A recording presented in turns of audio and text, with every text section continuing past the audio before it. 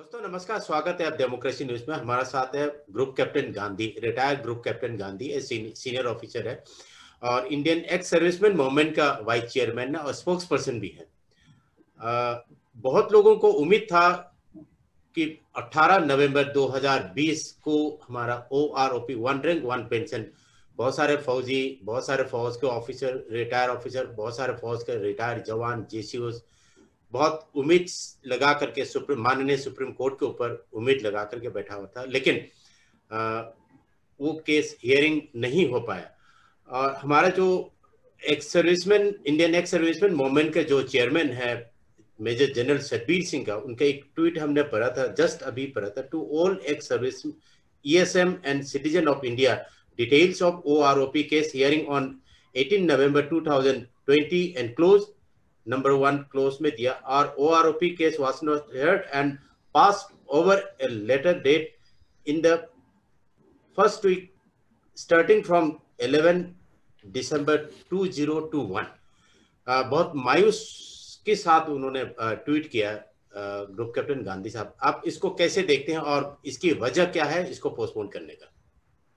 देखिए, हमारा केस जो है, जो 24 अक्टूबर को ऑर्डर आया था, जिस दिन उन्होंने, जज साहब ने कहा था कि आज हमारे पास टाइम नहीं है और आपके केस में 3 या 4 घंटे का आर्गुमेंट एंड काउंटर आर्गुमेंट होंगे, तो इसलिए हमारे पास इतना टाइम आज नहीं है 24 अक्टूबर को। इसलिए उन्होंने हमको अगली डेट दी थी, जिसमें उनको हमने ये रिक्वेस्ट करी थी कि it should be kept on in the first few.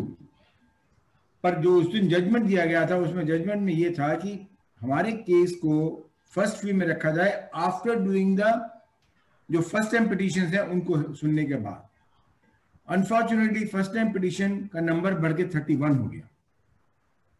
तो देखा जाए तो हमारा केस तो as per the order number 2 पे रखा गया था, पर since first time petition was 31 and उनको सुनने में जजेस को ज्यादा समय लग गया।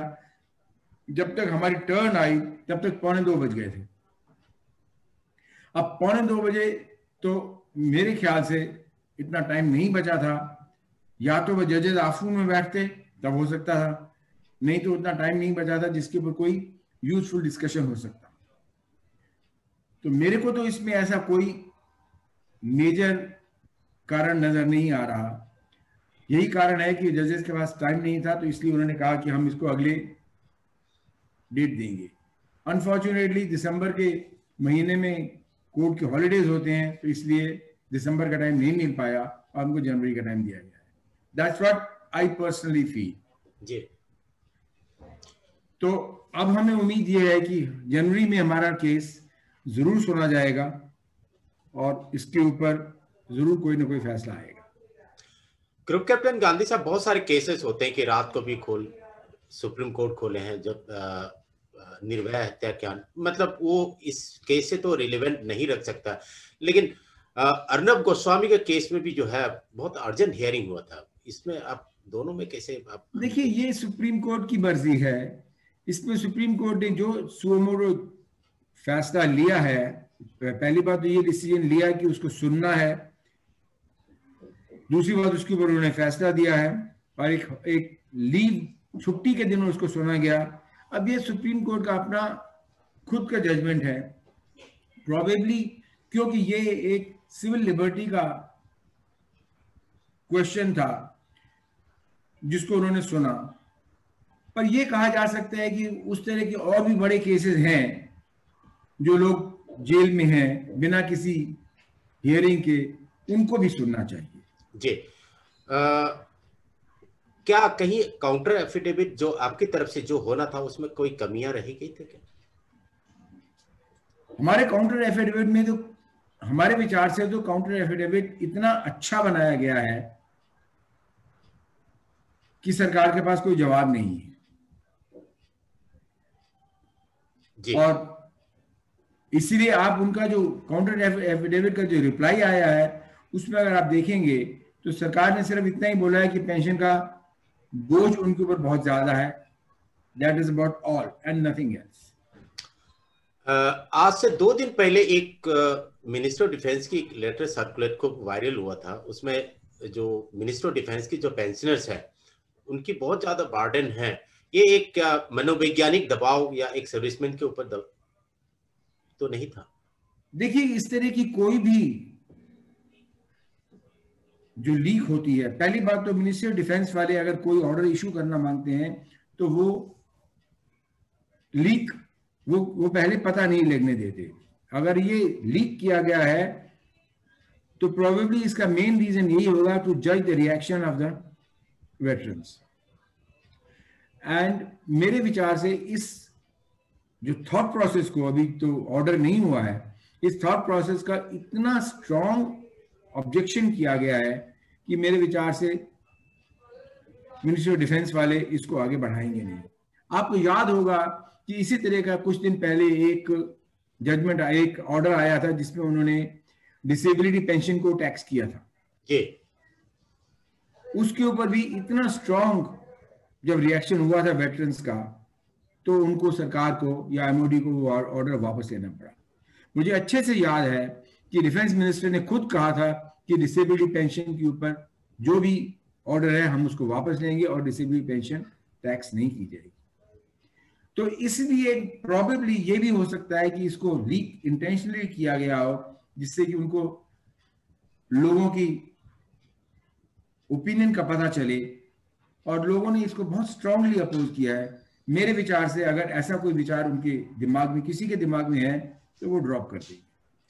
जी, अभी सीडीएस बिपिन रावत का जो स्टेटमेंट जो था, एक प्रपोजल था जो हमारे जो यंग ऑफिसर्स है उनको सर्विस जो है 30 से एबव करना चाहिए। अगर उससे पहले अगर वो डिस्चार्ज हो जाता, I would like to quote discharge and release from the service, it has given the significantly, एक बहुत ज्यादा हाईलाइट किया गया था, ये लोगों के रिएक्शन भी था, डिस्चार्ज एंड रिलीज। तो ग्रुप कैप्टन गांधी साहब, अगर ये इम्प्लीमेंट होता तो हमारे फौज की जो ऑफिसर्स की जो मनोबल जो है, हमारे जो जवान की जो मनोबल जो है, काफी इसमें प्रभाव पड़ेगा। देखिए, इसमें बहुत सी चीजें हैं, मैं आपको ठीक से समझाना मांगता हूं इसको। पहली बात तो आपकी बात बिल्कुल सही है, अगर इस तरह का कोई भी प्रपोजल या ऑर्डर आता है तो इसका फौज के जो सोल्जर्स हैं उनके मनोबल के ऊपर इसका बहुत ही विरुद्ध प्रभाव पड़ेगा, उनका मनोबल डाउन होगा। जहां हम एक तरफ वन रैंक वन पेंशन के लिए लड़ाई कर रहे हैं और दूसरी तरफ अगर इस तरह का प्रपोजल दिया जाएगा जिससे कि पेंशन ही काट दी जाएगी, तो उससे मनोबल तो बहुत गिरेगा। लेकिन इसमें सबसे इंपॉर्टेंट बात, 2 या 3 मुद्दे हैं इसके अंदर। कोई भी ऑर्डर जो है वो पुरानी तारीख से अप्लाई नहीं किया जा सकता। मतलब कि जितने ऑलरेडी पेंशनर्स हैं उनकी पेंशन के ऊपर कोई असर नहीं पड़ेगा, और अगर असर पड़ेगा तो सुप्रीम कोर्ट को या हम कोर्ट में जाएंगे और उसके अगेंस्ट केस दर्ज करेंगे। दूसरी चीज, जो अभी सर्विंग है, जिन्होंने 20 साल, 25 साल, 28 साल, 30 साल नौकरी कर ली है, उनकी जो, जब उन्होंने फौज ज्वाइन करी थी उस वक्त जो उनको कंडीशंस दी गई थी, उन कंडीशंस को सरकार बाद में नहीं बदल सकती। वो कंडीशन क्या थी कि 20 साल की नौकरी करने के बाद आपको पेंशन मिलेगी जो आपकी एग्जिस्टिंग बेसिक पे से के 50% से कम नहीं हो सकती। अगर आज सरकार ये रूल बदलती है तो ये भी चैलेंजेबल है। कोई भी सर्विंग ऑफिसर जाके इसको चैलेंज कर सकता है, क्योंकि सुप्रीम कोर्ट के, आदरणीय सुप्रीम कोर्ट के जजमेंट हैं कि किसी भी सोल्जर की या किसी भी एम्प्लॉय की, not only soldier, even civilians की भी पेंशन 50% ऑफ लास्ट बेसिक पे से कम कभी भी नहीं हो सकती जी। तो ये कहना कि अगर आपने 25 साल नौकरी करी है तो आपकी पेंशन, जो आपके एमोलमेंट्स हैं, उसके हम 50% कर देंगे, तो ये गलत है, ये इलीगल है, ये लीगली सस्टेनेबल नहीं है। तो ये काफी अगर ये एक मिनट, और अगर ये प्रपोजल किसी भी स्टेट के ऊपर जबरदस्ती थोपा गया तो ये डेफिनेटली फौजी अफसर जो सर्विंग है वो चैलेंज करेंगे, और नहीं वो करेंगे तो हम चैलेंज करेंगे। ये कोई भी सरकार रहे जो केंद्र में, जैसे थर्ड पे कमीशन में जो से पहले जो मिसेस इंदिरा गांधी के टाइम पर जो सोल्जर्स की जो पेंशन में जो 70% से जो नीचे गिरा करके जो 50% किया गया, इसमें अभी जो सुमोटो तो हम अभी कुछ बोल नहीं सकते, लेकिन एक सोल्जर की जो डेडिकेशन टू द नेशन, उसको देख करके उसको रिस्टोरेशन नहीं करना चाहिए सर? देखिए, एक तरफ तो ये सरकार मानती है कि इस देश की रक्षा सोल्जर्स कर रहे हैं। इस देश के अंदर कहीं भी अगर कोई भी सिविल डिसोबीडियंस भी होता है या सिविल प्रॉब्लम भी होती है और पुलिस फेल हो जाती है तो सोल्जर्स जाते हैं। कोई नेचुरल विपदा आती है, सिविल एडमिनिस्ट्रेशन फेल होता है तो सोल्जर्स जाते हैं। तो इस देश की एक तरह से देखा जाए तो इस देश की रनिंग में, इस देश के एडमिनिस्ट्रेशन में सोल्जर्स बहुत बड़ा हिस्सा है। किसी भी आपदा में सबसे पहला काम सोल्जर्स जाते हैं और सबकी जान बचाते हैं। और अगर उसी सोल्जर्स का मनोबल कम कर दिया जाएगा और उस सोल्जर्स की इज्जत कम कर दी जाएगी या उसका दर्जा कम कर दिया जाएगा तो ये बहुत बुरी बात है। जनरल सतबीर सिंह का कहना है कि ये हमारा जो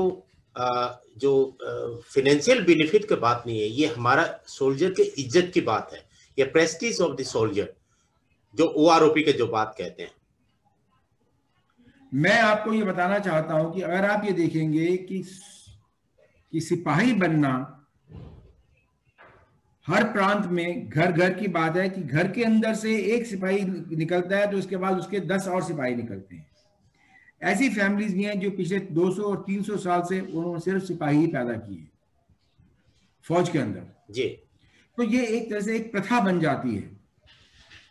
वो प्रथा क्यों बन जाती है? क्योंकि एक जब सिपाही आता है उसकी इज्जत इतनी होती है तो उसके बच्चे भी वही सिपाही बनना मांगते हैं, वो चाहे सिपाही बने या ऑफिसर बने, बनते तो सोल्जर ही है ना। तो अगर ये ऐसा कुछ किया जा रहा है, जो सोचा जा रहा है और उससे उनकी मनोबल का में असर पड़ेगा या उनकी इज्जत कम होगी तो ये प्रथा टूट जाएगी। हमारा प्रधानमंत्री याद रखिएगा कि एक सिपाही के घर से जो सिपाही दूसरा पैदा होता है उसकी ट्रेनिंग उतनी कम करनी पड़ती है, उसका मनोबल बहुत ऊंचा होता है। लेकिन आप अगर नए फैमिली में से सिपाही निकालेंगे उसके लिए आपको उसको मनोबल उसको तैयार करने के लिए बहुत मेहनत करनी पड़ती है। इसको नेपोटिज्म की तरफ लेकर के तो नहीं चलता जी। इसको सपोज अगर एक सोल्जर के घर में एक सोल्जर पैदा होता है, एक पीढ़ी से पीढ़ी सोल्जर में हमने देखा है, 3rd जनरेशन तक की हमने फौजी एक ही घर से देखा है। जो हमारा बॉलीवुड में बोला जाता है एक नेपोटिज्म की वर्ड जो बहुत ही चर्चा हुआ था, ये नेपोटिज्म नहीं है, ये वीरता है, ये जज्बा है। जी। मैं इस चीज को जो है मैं इस चीज को हमारा सिटीजन को जो है क्लियर करवाना चाहता हूँ। मैं यही बता रहा हूँ, ये नेपोटिज्म नहीं है, ये देश के लिए जान देना नेपोटिज्म नहीं है। जी, बहुत अच्छी बात कहें सर। देश के लिए जान देना एक बहुत बड़ा जज्बा है, उसके लिए बहुत बड़ा हिम्मत चाहिए जी, उसके लिए बहुत बड़ी हिम्मत चाहिए। इतनी हिम्मत चाहिए कि आप देश पे कुर्बान होने के लिए एक ऑर्डर पे तैयार हो जाते हैं। नेपोटिज्म वो होता है जिसको मुफ्त में सरकारी ओहदे मिलते हैं, वो नेपोटिज्म होता है। राइट सर, ये हमारा सिटीजन को समझना जरूरी है। हमारा प्रधानमंत्री नरेंद्र मोदी जी, माननीय प्रधानमंत्री जी, फौज के ऊपर काफी बल देते हैं। 2013 की जो रेवाड़ी का रैली खुद बोले थे कि हम फुल OROP जो कांग्रेस की 70 साल की सरकार नहीं कर पाए मैं करूंगा।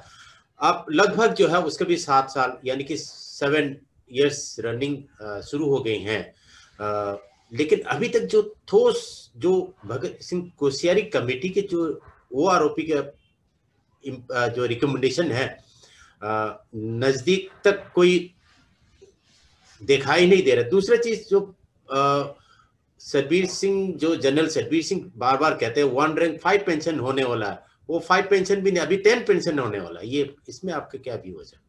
देखिए, मुझे अच्छे से याद है 15 सितंबर 2013, जिस दिन 13 सितंबर 2013 को नरेंद्र मोदी जी प्रधानमंत्री मनोनीत किए गए थे। बीजेपी पार्टी की तरफ से। उन्होंने सबसे पहली रैली एक्स सर्विसमैन के साथ करी थी और वहां पे उन्होंने खड़े होकर यह वायदा किया था कि जो 70 साल से वन रैंक वन पेंशन का मुद्दा जो पेंडिंग पड़ा हुआ है वो उसको पूरा का पूरा सॉल्व करेंगे। उसमें स्वयं जनरल बीके सिंह भी उसमें प्रेजेंट था सर। उसमें जनरल वीके सिंह प्रेजेंट थे और 100 और जनरल भी प्रेजेंट थे। जनरल सतबीर सिंह भी थे उसमें मंच में। उसमें हम भी प्रेजेंट थे, जनरल सतबीर सिंह भी प्रेजेंट थे। जी आप भी थे उसमें? मैं भी था उसमें जी। तो जब हमने उनके वायदे को सुन के पूरी तरह से बीजेपी का साथ दिया और बीजेपी की थंपिंग विजय हुई, बीजेपी की सरकार बनी। उससे पहले जाते जाते यूपीए सरकार ने वन रैंक वन पेंशन पूरी की पूरी रिलीज कर दी। आपको मैं याद दिलाना चाहता हूं 17 फरवरी में को जो बजट प्रेजेंट किया गया था 2014 को, उसमें वित्त मंत्री चिदम्बरम साहब ने one rank one pension, full one rank one pension approve करी थी। 26 फरवरी को रक्षा मंत्री जी की अगुवाई में एक मीटिंग करी गई थी जिसमें एक एंथनी साहब की अगुवाई में चेयरमैनशिप में एक मीटिंग करी गई थी जिसमें सारे विभागों के सचिव, वित्त सचिव, सीडीए, रक्षा सचिव, सारे सचिव प्रेजेंट थे। और उस वक्त उस मीटिंग के अंदर जो वन रैंक वन पेंशन की डेफिनेशन, परिभाषा जो लिखी गई थी, वो परिभाषा वही थी जो कोश्यारी कमेटी ने लिखी थी। वो परिभाषा वही थी जो एक कमेटी बनाई गई थी सेक्रेटरीज की, जो उन्होंने लिखी थी। वो परिभाषा अप्रूव करके सीडीए को ये ऑर्डर दिया गया था कि ये वन रैंक वन पेंशन इस परिभाषा के हिसाब से इनको दे दी जाए। एग्जीक्यूटिव ऑर्डर इशू किया गया। सीडीए ने फिर 22 अप्रैल को एक मीटिंग करी थी और उन्होंने ये कहा था ये रक्षा मंत्री का जो हुक्म आया है उसके हिसाब से हम इसके ऊपर काम कर रहे हैं। उसके बाद जनरल इलेक्शन हो गए, भारतीय जनता पार्टी की विजय हुई और उन्होंने भी अपने बजट में ये बोला कि हम वन रैंक वन पेंशन पूरी देंगे। लेकिन उसके बाद उसको देने में उन्होंने बहुत देरी करनी शुरू कर दी। उस वक्त मनोहर पारिकर जी रक्षा मंत्री थे, हम उनसे मिले, उन्होंने हमको बताया कि वन रैंक वन पेंशन के लिए उन्होंने एक पेपर तैयार करा जिसमें उन्होंने 4 फॉर्मूले तैयार करे थे। उसमें सबसे बड़ा फॉर्मूले के हिसाब से जो था उसमें 14,000 करोड़ का खर्चा आता था। दूसरे फॉर्मूले के हिसाब से 10,000 करोड़ पर ईयर का खर्चा आता था। तीसरे फॉर्मूले के हिसाब से 8,296.40 करोड़ पर ईयर का खर्चा आता था। चौथे फॉर्मूले के हिसाब से 5,800 करोड़ का खर्चा आता था। उनसे हमारा डिस्कशन हुआ, हमने कहा जो पहला नंबर 1 और नंबर 2 है ये सही नहीं है, जो नंबर 3 का है आपका फॉर्मूला वो सही है। हम पैसे के लिए लालची नहीं थे। अगर हमको पैसे का लालच होता तो हम कहते ना नंबर 1 दे दीजिए 14,000 करोड़ वाला। हमने कहा नहीं, देश के ऊपर हम अननेसेसरी बजट बर्डन नहीं डालना चाहते। तो हमने उनसे डिस्कशन किया और उन्होंने भी माना कि 8,296.40 करोड़ पर ईयर का जो खर्चा है वो सही है। उससे जो डेफिनेशन लिखी गई है वो भी पूरी मीट हो जाती है और हमारे भी सारी डिमांड उससे मीट हो जाती है। तो ये फैसला हो गया अप्रैल के अंदर 2015 में। उसके बाद उन्होंने हमको ये बताया कि ये फाइल उन्होंने रक्षा मंत्री से, रक्षा सचिवालय से पूरी अप्रूव कराई, वित्त सचिवालय से पूरी अप्रूव कराई और उन्होंने लीगल ओपिनियन भी इसके ऊपर लिया। सब ने ये बोला कि ये जो फॉर्मूला है ये सही बैठता है, इससे वन रैंक वन पेंशन की पूरी परिभाषा पूरी होती है। और अगर जितने भी आदरणीय सुप्रीम कोर्ट के जो पुराने जजमेंट है ये उन सब की को मीट करता है, उनका वायलेशन नहीं होगा। लेकिन जब ये 5 सितंबर को जब ये प्रेस कॉन्फ्रेंस करी गई, उसमें उसकी परिभाषा बदल दी गई। जो पहली परिभाषा थी उसमें यह था कि 1 rank 1 pension means same pension to be paid to a soldier with same rank, with same length of service, irrespective of the date of retirement, and any future enhancements in the rate of pay will be automatically paid to the past pensioners. तो government अपनी order को, जो executive order को जो है pass on कर सकता है क्या? गवर्नमेंट कर सकती है, जरूर कर सकती है, पर जो 26 फरवरी का जो एग्जीक्यूटिव ऑर्डर इशू किया हुआ है उसको कैसे कैंसिल कर सकती है? उस लेटर को सप्रेस किया गया, उसको सप्रेस किया गया, उसको कैसे कैंसिल कर सकती है? अगर हम आज तक ब्रिटिश टाइम के अंदर जो रूल बने हुए थे उनको फॉलो कर रहे हैं। ग्रुप कैप्टन गांधी साहब, हमारा प्रधानमंत्री मोदी साहब जो है हर दिवाली में, हर होली में जवान के साथ चाय पीते हैं, लड्डू खाते हैं, जवान के मुंह पे लड्डू डालता है। अभी जैसलमेर में इंडियन एयरफोर्स के साथ, बीएसएफ के जवानों के साथ और फौज की जो टैंक, जो फाइटिंग, जो एक मैकेनिक, जो हथियार जो होता है उसके ऊपर अपनी फोटो खिंचवाई है।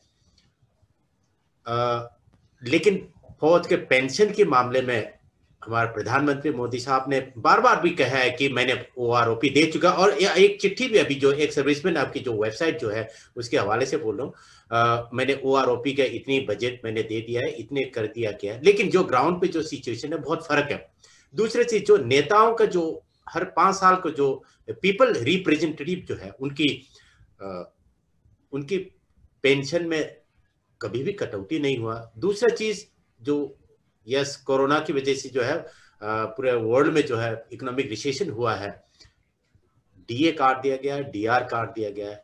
इसको हम किस तरीके, किस एंगल से देखा जाएगा? सबसे पहले जो प्रधानमंत्री मोदी जी के, मैं आपको बताता हूँ। देखिए, सबसे पहले बात तो ये मैं बताता हूँ कि हमको इस बात की बहुत खुशी है कि हमारे आदरणीय प्रधानमंत्री मोदी जी, वो फौज की, उनके मन में फौज के लिए बहुत इज्जत है, तो इसीलिए हर साल दिवाली अपने परिवार, जो उनका परिवार फौज है, उसके साथ मनाते हैं। मेरे को ये और आईएसएम को ये ऐसा लगता है कि जो पिछले 70 साल से हमको ओआरओपी नहीं मिली, तो उसका रीजन कुछ और है कि ओआरओपी का खर्चा इस तरह से बढ़ा चढ़ा कर बताया जाता था जिससे कि सबको डर जाते थे। और मुझे अभी भी विश्वास ये है कि प्रधानमंत्री जी को भी इस तरह के ही कोई खर्चा बताया गया है। नहीं तो प्रधानमंत्री मोदी जी जो फौज को इतना प्यार करते हैं, जो फौज को इतनी इज्जत देते हैं, जो ये जानते हैं कि फौज ने इस देश की रक्षा करी हुई है, और वो फौज को उसकी पूरी ओआरओपी ना दें, ये नहीं हो सकता। कोई ना कोई उनको पूरी इंफॉर्मेशन नहीं दे रहा या गलत इंफॉर्मेशन दे रहा है। अब प्रधानमंत्री के पास तो इतना समय नहीं है, तो इसका मतलब जो सेक्रेटरी जो बैठा वो मिसलीड कर रहे हैं। Well, you can say that, बिल्कुल सही बोल रहे हैं आप। दूसरी चीज आपको मैं बताता हूं, प्रधानमंत्री जी ने फरीदाबाद में रैली में और फौजियों के साथ बॉर्डर के ऊपर जब दूसरी दिवाली मनाई थी 2015 में, तो उन्होंने ये एक्सेप्ट किया था कि इस ओआरओपी में कुछ कमियां हैं जिनको हम जल्दी दूर कर देंगे। ना प्रॉब्लम ये है कि वो जल्दी दूर करने का समय नहीं आ रहा है, क्योंकि उनको वो इंफॉर्मेशन गलत दी जा रही है। हम प्रधानमंत्री मोदी जी के खिलाफ नहीं हैं, हम उनको हर तरह से सपोर्ट करते हैं, हम उनकी हर भूमिका को और हर पॉलिसी को सपोर्ट करते हैं। लेकिन अफसोस इस बात का है कि उनको सही इंफॉर्मेशन नहीं दी जा रही है, और हमको मिलने का मौका भी नहीं दिया जा रहा है कि हम उनको समझा सकें। विराट कोहली का और अनुष्का की शादी में जा सकता, तो क्या हमारा फौज की जो रिटायर ऑफिसर्स है उनके साथ? ये देखिए, this is not a political, देखिए इन बातों में नहीं पड़ना। This is not a political. प्रधानमंत्री जी हैं, वो कहीं भी जा सकते हैं, उनकी मर्जी है। नहीं, उनकी सिटीजन है, वो मर्जी है, लेकिन पर हमको मौका नहीं दे रहे हैं बात करने का। वो इसलिए कि उनके जो सभासद हैं या उनके जो ऑफिसर्स हैं वो उनको भ्रमित करके रखा हुआ है कि अगर ये आएंगे तो हम शायद उनको कन्विंस करा दें, तो पिक्चर क्लियर हो जाएगा। तो पिक्चर क्लियर हो जाएगा जी। क्योंकि खर्चा क्या रह गया है, देखिए जो उन्होंने हमको आरोपी दिया है वो 5,800 करोड़ वाला दिया, बाकी रह जाता है 2,800 करोड़ पर ईयर का। हम जो मनोहर पारिकर जी ने अप्रूव किया था वो 8,296 करोड़ था। 5,800 2,800, तो वो खर्चा कोई बहुत ज्यादा नहीं है। जब हम $5 ट्रिलियन इकोनॉमी की बात करते हैं तो उसके लिए 2,800 करोड़ रुपए फौज के लिए क्या खर्चा ज्यादा?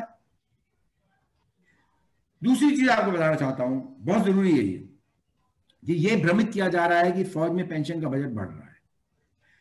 मेरे पास फिगर्स हैं जिसमें अगर आप ये देखें कि साल दर साल होम मिनिस्ट्री का खर्चा किस तरह से बढ़ रहा है, रक्षा मिनिस्ट्री का खर्चा किस तरह से बढ़ रहा है, आईटी का खर्चा किस तरह से बढ़ रहा है, इन सब के हमारे पास कंपैरेटिव फिगर्स हैं। एंड आप हैरान होंगे, नहीं वो फिगर मेरे पास भी है कैप्टन, ग्रुप कैप्टन गांधी साहब। रक्षा मंत्रालय का खर्चा उतना नहीं बढ़ा है आर्मी का। रक्षा मंत्रालय की जो खर्चा दिखाया जा रहा है, जो रक्षा मंत्रालय की खर्चा जो है, जो सिविलियन जो एम्प्लॉइज है, डीआरडीओ के एम्प्लॉइज है, डीआरडीओ के साइंटिस्ट है, डीआरडीओ के टेक्निकल ऑफिसर्स है, उनका भी उसमें इंक्लूड है। आपने बिल्कुल सही पकड़ा है। देखिए 25 लाख रिटायर्ड फौजी हैं जी, और 5,32,000 सिविलियन डिफेंस पर्सनल है डीआरडीओ से। डीआरडीओ नहीं, ऑर्डिनेंस फैक्ट्रीज से। डीआरडीओ हमारे डीआरडीओ और ऑर्डिनेंस फैक्ट्रीज। Okay, yes. आप ये देखेंगे कि average pension of a uniform person is 11,000 रुपए पर मंथ, जबकि average pension of a civilian is 33,000 रुपए। मैं आईएएस वालों से कंपेयर नहीं कर रहा हूं। तो ये खर्चा जो है ज्यादा बर्डन सिविलियन ऑफिसर्स करके है और पेंशन का ज्यादा हिस्सा वो खाते हैं।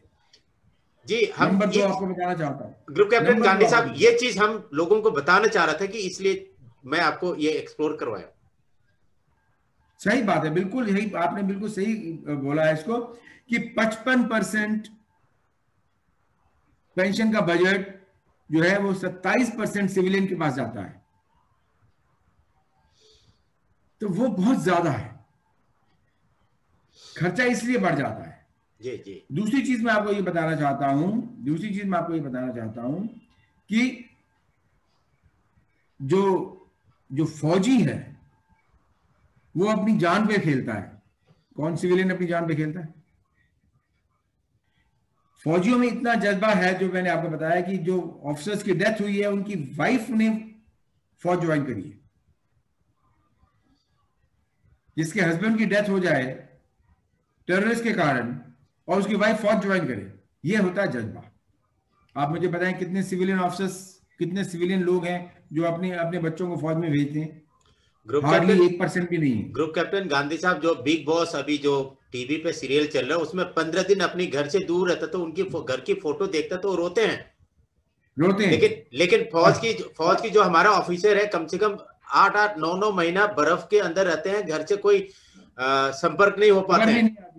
आप साहब ये देखिए ना, तो कई बारी तो फौजी बेचारे अपने मदर की डेथ पे या फादर की डेथ पे भी नहीं पहुंच सकते। यस। अपने बच्चों के बर्थडे पे नहीं पहुंच सकते, बच्चों के स्कूल नहीं अटेंड कर सकते जी। इतना सैक्रिफाइस करते हैं, और जिस बर्फ में रहते हैं और वहां पे हमारे को गर्म कपड़े भी नहीं मिलते। तो ये सारे जो मैटर जो है, ये हमारा माननीय सुप्रीम कोर्ट इसको एक ह्यूमैनिटी, एक मानवीय तौर पर, ये एक इमोशनली सुप्रीम कोर्ट, हमारा माननीय सुप्रीम कोर्ट की जज जो है, इसको आपके ऊपर कंसिडर करेगा? देखिए सुप्रीम कोर्ट ने तो 2 बारी टिप्पणी कर चुके हैं इसके ऊपर। वो टेक्निकल आधार पर करेगा। एक बार उन्होंने टिप्पणी करी थी, सरकार को बोला था कि डू नॉट मेक फौजीज beg for their pay and pension. आप उनको भिखारी की तरह ट्रीट कर रहे हैं। दूसरी बार उन्होंने ये रूल निकाल दिया है कि आपकी पेंशन आपकी लास्ट पे से की 50% से कम किसी भी हालत में नहीं हो सकती। तो कहां से फर्क? सुप्रीम कोर्ट ने तो 2 बार टिप्पणी करी है। तो सरकार ही है, जो सरकारी अफसर है, जो हमको कंट्रोल करते हैं, ये वो हैं जो इसको रोक के बैठे हुए हैं जी, जो सही नहीं है।